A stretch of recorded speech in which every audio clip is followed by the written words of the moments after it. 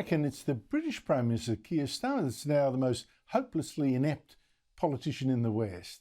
And not just because, the other day he called Israeli hostages sausages. I mentioned before how he's also been found accepting thousands and thousands of dollars of freebies, even clothes and expensive glasses from a tycoon, Lord Ali, thousands of dollars worth of soccer tickets, a loan of an apartment, and what a grifter. But it gets worse. Before he became Prime Minister, Keir Starmer taped a very pained message pleading with Britons to obey the pandemic restrictions, like working from home. And you'd assume from the photos and the rest around him that that was what he was doing, working from home.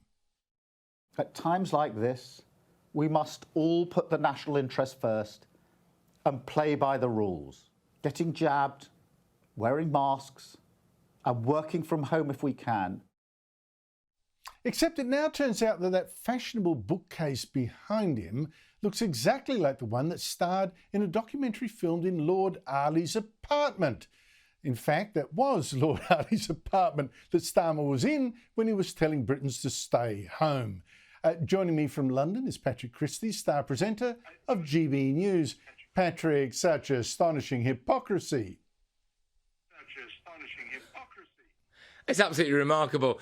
I mean, this guy spent years lecturing everybody about decency, being so puritanical it hurts, and then, shock horror, here we are. He's in very, very big trouble over this because he doesn't appear to have declared the use of this £18 million penthouse in his expenses claims. Was he living there during the pandemic? If so, he should have declared that. If he wasn't living there during the pandemic, he shouldn't really have gone there because, as you can hear him say in that video, you're supposed to be working from home. And it's a question of honesty and decency and believability, isn't it? That's before you obviously start answering questions about cronyism and corruption as well. Putting family pictures behind you on a stand there to make it look as though it's your own home. But it wasn't a one-off. He also delivered the message following the Queen's death from there as well.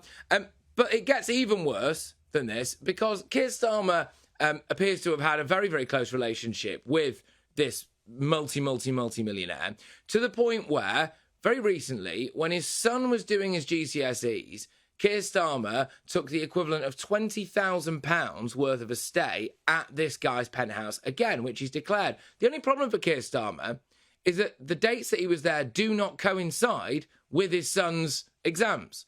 So it looks as though he could be lying about the reason why he was actually staying there and in the process potentially throwing his own son under the bus. It gets worse, though, even still, because the Labour Party as a whole, it's emerged that their main donor was a Cayman Islands-based hedge fund that invests in things like arms manufacturing, fossil fuels and private healthcare. All things that they claim to hate. They tried not to declare that until after the general election succeeded. And this landslide that he won 82 days ago, I think it was now, he won a landslide. Well, the latest polls show that he's dropped 45 points in the polls. He's now less popular than the outgoing Conservative leader as well. And just finally, Andrew, on this, every single thing he says now looks a bit like a lie. A couple of days ago, he promised that military veterans would get priority social housing. And then we questioned him on it yesterday, and it turns out that they will get the same level of priority for social housing as asylum seekers and people who've just come to this country illegally. Ironically, from some countries that we sent veterans to go and fight in.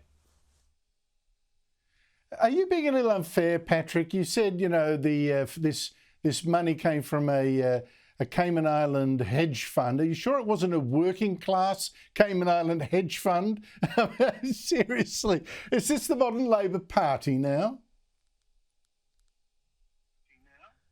Yeah, well, this is the problem. It looks as though it is. And it's this idea of being one rule for them and one rule for everybody else. And the prime example to this is actually what he did with his son about his son's exams. So Keir Starmer is looking to bring in a rule where anyone who goes to private school, their parents, presumably, will now have to pay an extra 20% because he's removed the tax benefit that they would have there. OK, but when it came to his own son, he was saying that he was struggling to revise for his exams.